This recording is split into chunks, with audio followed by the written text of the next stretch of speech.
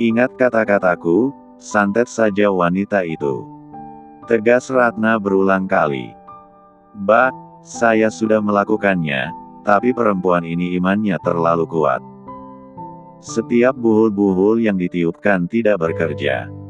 Ratna menarik napas sebanyak mungkin. Aku tidak mau tahu. Kamu tahu. Aku sudah membayar mahal. Prak. Tiba-tiba Ratna mendengar sesuatu dari bilik sebelah. Dina pontang-panting meninggalkan tempat itu. Namun, dia tidak sempat merekam pembicaraan Ratna karena terlalu merinding. Siapa tadi? Ratna yakin ada orang di sebelahnya. Aku harus fokus sama hal yang lebih penting. Wanita berambut sebahu itu mondar-mandir. Menggigit bibir bawahnya. Kalau begini aku pasti akan gagal menikah dengan Kafka. Enggak bisa. Aku harus melakukan sesuatu. Ratna terus memeras otaknya untuk bekerja 2 kali lipat lebih keras dari biasanya. Aku harus pergi ke beberapa dukun. Kalau perlu 10 dukun. Setidaknya pasti ada satu yang berhasil. Wanita itu menarik kembali sling bag, meninggalkan bilik toilet itu. Sementara itu Kafka masih sibuk dengan ponselnya. Dia baru sadar setelah Ratna tidak kembali selama 1 jam. Dia kemana? Kafka mencoba untuk menghubungi. Berkali-kali Kafka menelepon Ratna, tapi tidak diangkat. Ratna akhirnya mengirim sebuah pesan. Ratna, sayang, aku pergi dulu karena ada klien yang lebih penting. Kafka membuang napas kesalnya. Selalu saja seperti ini. Ratna pula buru-buru pulang ke daerah perkampungan. Dia akan mencoba untuk mencari sebanyak mungkin dukun sakti mandraguna. Lalu Kafka terpaksa pulang dari restoran itu sendirian. Ia memutuskan untuk pergi ke rumah orang tuanya yang sudah lama tidak dikunjungi. Sebelum itu Kafka harus mengunjungi laundry untuk mengambil pakaiannya di hari Minggu. Setengah jam kemudian, Kafka tiba di laundry itu. Bro, celana jeans tiba-tiba mendarat di wajah Kafka. Kenapa kalian memperkerjakan wanita radikal seperti ini? Lihat pakaianku sobek semuanya. Pekik pria muda itu. Pakaian yang sudah terbungkus rapi itu dia keluarkan dan lempar ke arah sekitar. Bahkan mendarat di beberapa pelanggan. Termasuk Kafka. Fazila menarik baju putih yang menerpa kepalanya. Mas, kita masih bisa bicara dengan cara baik kan? Nggak perlu seperti ini. Jangan sok baik. Pria itu hendak melayangkan tamparan ke pipi Fazila yang tertutup cadar hitam. Ark. Pria itu memejamkan mata karena tangannya dipelintir dengan kuat. Apa begini cara seorang pria menyelesaikan masalah? Kafka menahan pria itu dengan tatapan tajam yang menusuk sampai ke hati. Dek. Fazila tertegun. Namun, dia segera memalingkan wajah karena ia tak mau berharap seperti dulu. Hasil akhirnya akan sakit lagi. Mencintai seseorang secara berlebihan dan bertepuk sebelah tangan itu menyakitkan. Dia banyak kehilangan segalanya. Kamu siapa? Pria itu teriak. Kalian karyawan yang ada di sini kenapa diam saja? Aku sedang disakiti orang ini. Fazila pun tak tahu harus berbuat apa. Asal Mas tahu. Pelotot pria itu. Wanita yang sok suci ini sudah bikin pakaian saya koyak semua. Tapi saya belum selesai menjelaskan, Mas sudah menyimpulkan kalau ini. Ah, persetan. Pria itu berhasil meloloskan diri dari Kafka, lalu dia mendorong Fazila hingga terbentur ke siku meja. Bak. Suara kening yang terbentur itu menyamai bunyi guntur di langit sana. Astagfirullah. Fazila dengan tangan gemetar merasakan cairan merah itu mengucur dari keningnya. Maaf Mas, itu bukan salah Mbak Fazila, tapi kami punya bukti kalau pakaian Mas yang udah koyak sebelum dicuci.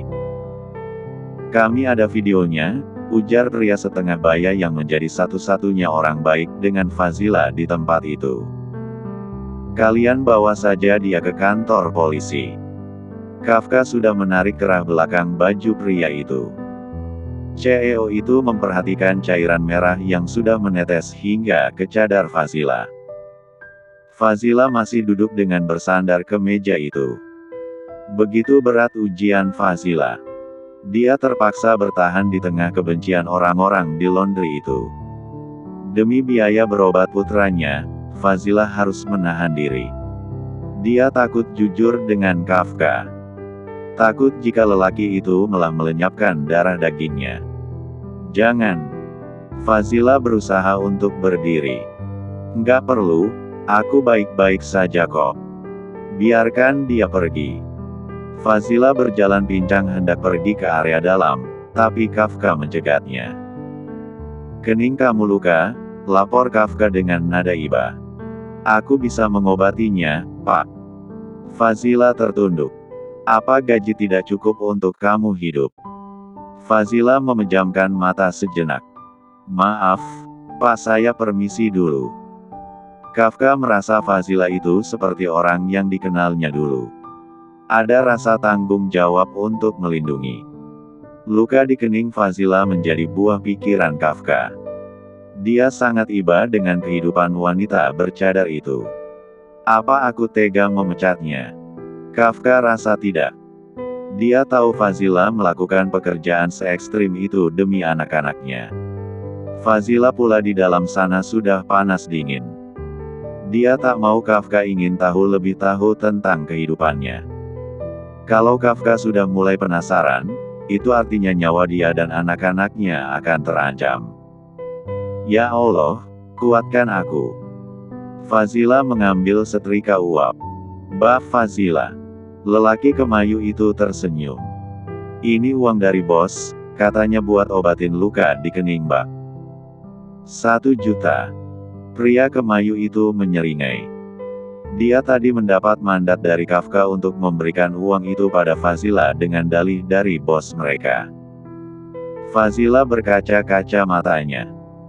Dia tidak akan mengobati lukanya dengan uang sebanyak itu, tapi ia bersyukur bisa menggunakan sebagian untuk pengobatan Zidan. Kafka yang masih kepikiran dengan Fazila saat berada di mobil, dia menelepon Dito yang merupakan asisten keduanya. Halo Pak, ini hari Minggu sore gak ada pekerjaan ya?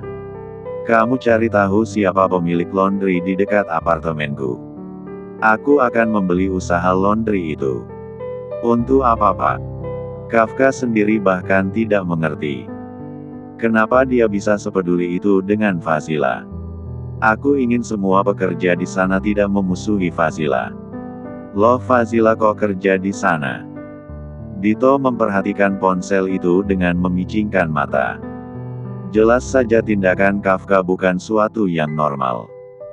Benaknya menyimpulkan bahwa bisa jadi CEO itu kepincut pesona Fazila. Secara logika sehat saja, untuk apa seseorang rela membeli usaha itu hanya demi melindungi wanita yang tidak ada hubungan dengannya? Kalau bukan ada percikan cinta itu. Dito, kenapa kamu tidak jawab pertanyaanku? Astagfirullah. Apa itu nggak berlebihan Pak? Maaf Pak, saya akan siapkan semua dokumen dan hubungi owner laundry itu. Dito buru-buru menutup telepon itu. Kafka sudah tahu kebiasaan asisten yang satu itu yang tidak suka dengan omelan Kafka. Malam harinya setelah bekerja seharian, Fazila harus berjalan kaki pulang ke rumah. Dia menganggap itu semacam olahraga dan tetap berzikir dengan tasbih. Tiba-tiba pundak kirinya berat. Siapa? Faz. Dina memeluk perempuan itu. Fazila masih belum mengerti kenapa Dina mewek. Untung saja mereka sudah tiba di rumah kontrakan yang sunyi mencekam itu. Din, kenapa?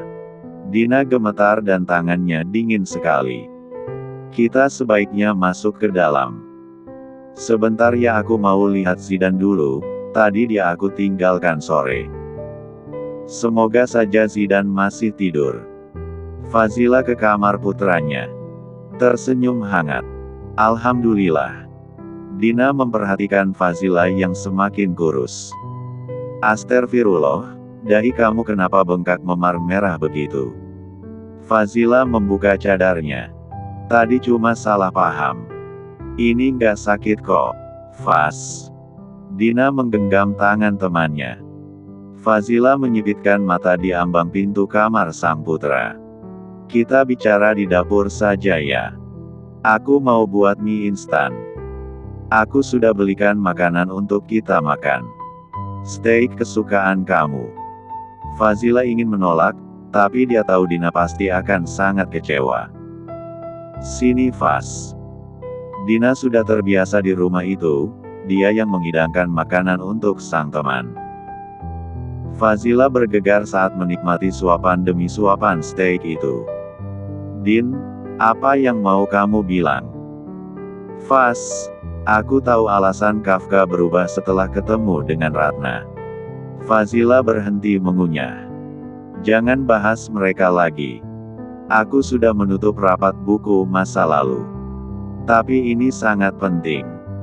Fazila tetap mengunyah sambil memperhatikan Dina.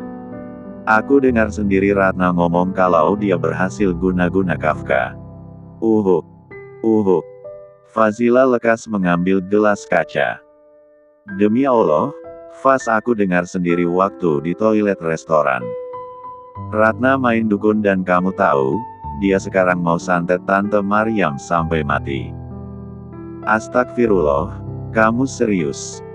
Fazila mengerjapkan mata. Apa ini ada hubungannya sama aku? Maksud kamu? 5 tahun lalu, waktu aku datang ke pondok untuk pertama kali, Umi dan Abi meruqyahku.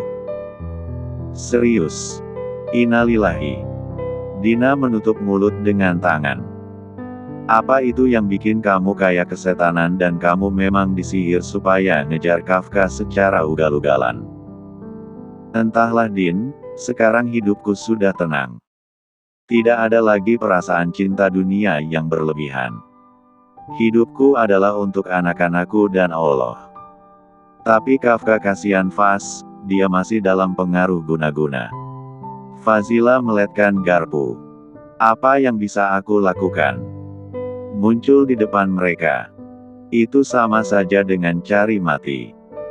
Aku juga kasihan sama Tante Maryam, kalau terjadi sesuatu gimana? Dina menggigit bibir bawahnya. Aku juga dengar kalau dukun yang Ratna sewa itu sulit buat santet Tante Maryam. Pikiran Fazila kian bertambah. Masya Allah ya Tante Maryam. Kira-kira apa ya amalan Tante Maryam sampai sihir gak mempan buat merusaknya? Dina tersenyum. Itu karena dia mencintai Allah melebihi cintanya dengan dunia dan seisinya. Formal amat Faz jawabannya, tapi kamu pasti tahu apa amalan Tante Maryam. Sebentar, aku punya buku Al-Mat Surat. Fazila mengambil buku kumpulan ayat dan surah itu. Amalannya ini Din. Salat yang khusyuk, baca Al-Mat Surat pagi dan petang. Aku yakin Tante Maryam juga makan kurma ajwa 7 butir seperti hadis Nabi. Dina berbinar-binar matanya. Terima kasih Faz, kamu semakin mempertebal imanku. Aku akan berusaha untuk membaca Al-Mat Surat lagi. Selama beberapa tahun ini Dina juga merasa dirinya agak menjauh dari Allah. Dia mengambil buku kecil itu. Aku tahu sekarang kenapa kamu bisa sekuat ini. Hati kamu sudah milik Allah seutuhnya. Gak akan ada lagi orang yang bisa hancurin kamu. Fazila hanya tersenyum. Soal Kafka, aku gak bisa menolong, aku hanya takut dia melenyapkan anak-anakku. Aku tidak mau mengambil resiko. Dina tidak ingin ngotot lagi dengan memaksa Fazila untuk menyadarkan Kafka. Dia hanya mengangguk dan melanjutkan pembicaraan yang lainnya. Saat pulang ke rumah, Dina masih kepikiran. Dia tak mau temannya menderita seumur hidup. Ya Allah, aku harus melakukan sesuatu. Dina baru saja selesai salat malam. Pintu kamar kayu coklat itu diketuk berkali-kali. "Nak!" Suara ibunya di balik pintu. Dina membuka pintu. "Ada yang mau ketemu sama kamu."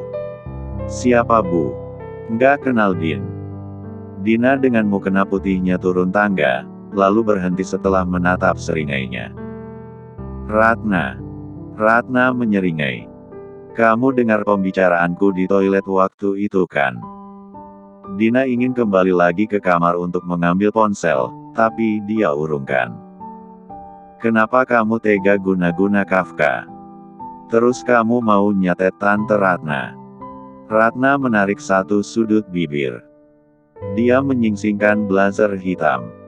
"Jangan ikut campur urusanku. Apa mau nasibmu sama seperti wanita itu?"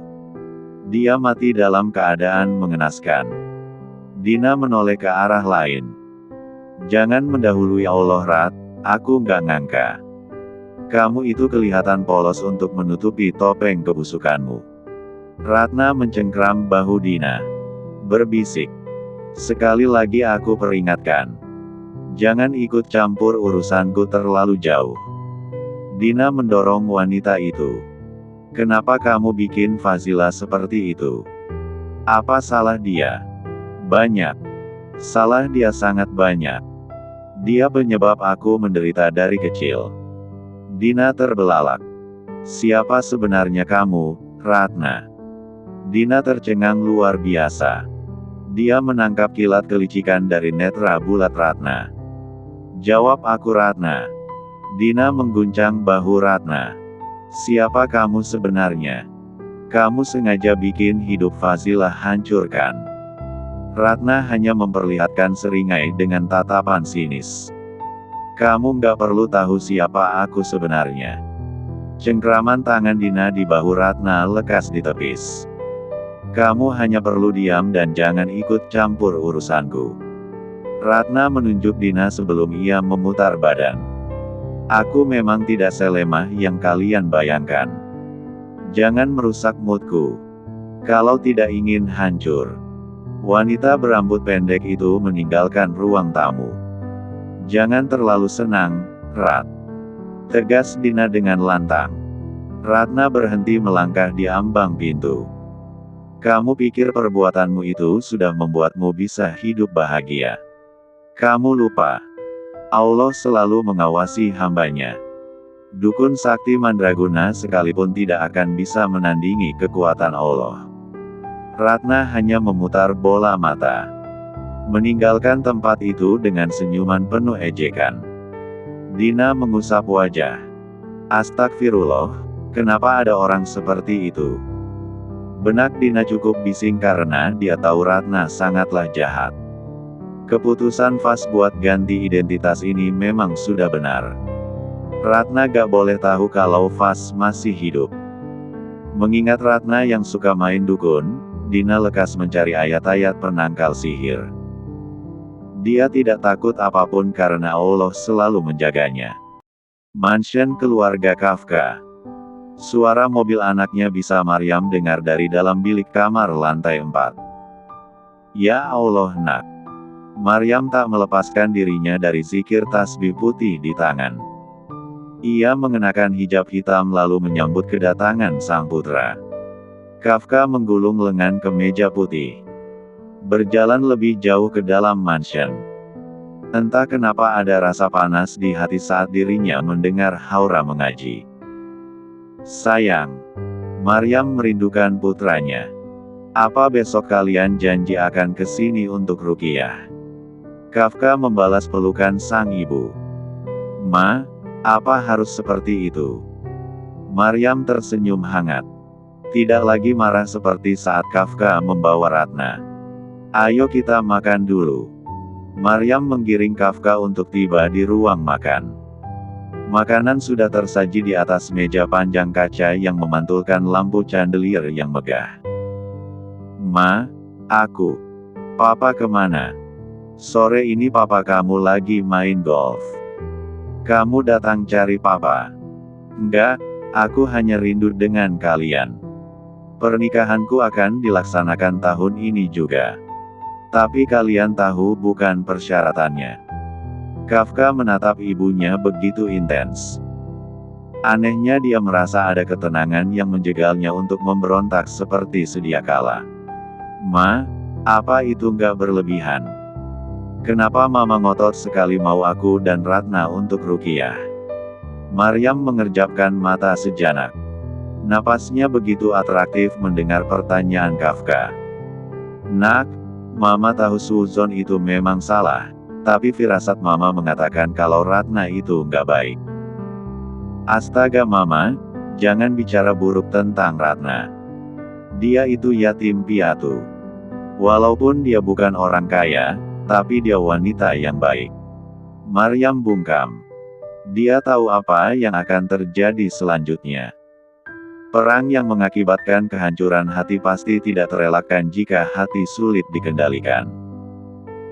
Kaf, Mama tahu kamu itu orang yang setia, tapi apa kamu pernah menyelidiki siapa Ratna sebenarnya? Kafka berbicara dengan nada lembut, Ma, aku sangat percaya. Keputusanku memilih Ratna menjadi istri tidaklah salah. Dia wanita terbaik. Maryam memejamkan mata sambil menarik napas dalam-dalam. Baiklah Kaf, kalau memang itu keputusan terbaikmu, Mama akan setuju, tapi jangan lupa hari Jumat nanti bawa dia ke pengajian Mama. Kalian berdua harus diruqyah. Kafka sekuat mungkin untuk mengendalikan diri. Aku sangat mencintai Mama. Dia memeluknya. Aku akan melakukan apa yang Mama pinta, tapi janji terima Ratna setelah kami melakukan itu. Tenang saja, Mama tipe orang yang sangat amanah. Maryam mengelus pelan bahu sang putra. Ratna yang berada di rumahnya memang tidak bisa hidup tenang. Dia mondar-mandir di depan tempat tidur. Sialan, aku harus melakukan sesuatu. Ratna menatap diri di depan cermin di meja rias. Nggak ada siapapun yang boleh menghalangi rencanaku untuk hidup bersama Kafka. Tiba-tiba ponsel Ratna bunyi. Sayang. Matanya berbinar-binar kala Kafka yang menelepon. Lekas ia terima panggilan telepon itu. Halo, sayang. Suara Kafka terdengar lelah dari balik telepon itu. Kamu kenapa Kaf? Sakit? Enggak, kamu jangan marah ya. Mama mau kita diruqyah hari Jumat nanti. Retina Ratna membengkak. Napasnya tersendat-sendat. Lidahnya jadi kaku. Dia menggigit bibir bawah. Mama akan terima kita setelah ruqyah. Aku akan pastikan kamu tentu akan menjadi menantu kesayangan Mama. Ratna memijit dahinya sambil menutup kelopak netranya. Menahan erupsi emosi yang sudah bergelora sejak tadi. Baiklah, kalau itu memang mau kamu. Kalau Ratna menolak pasti Kafka dan Maryam akan curiga. Sayang, kamu besok ke rumah ya. Aku mau masakin kamu sesuatu. Boleh saja. Ya sudah, aku mau istirahat. Sampai jumpa besok. Ratna sedang menyusun rencana baru. Dia merasa peletnya pada Kafka kurang nampol. Jadi, dia ingin menambahkan ajian suka sehingga Kafka akan lebih tunduk dengannya daripada sang ibu. Sudah cukup aku yang mengalah. Kafka harus tunduk denganku. Wanita itu memang sama jahatnya dengan Fazila. Tidak ada yang memisahkan aku dan Kafka lagi. Ratna mengambil vas bunga keramik putih di atas nakas. Melemparnya ke cermin rias hingga pecah. Ark, sialan. Aku harus bertindak cepat. Wanita itu bisa saja membatalkan pernikahan kami. Ratna menarik rambutnya dengan tatapan tajam dan gemetar. Tidak ada rasa tenang meski ia tahu Fazila sudah tiada. Namun, dia merasa Maryam yang merupakan calon ibu mertuanya adalah sebuah ancaman.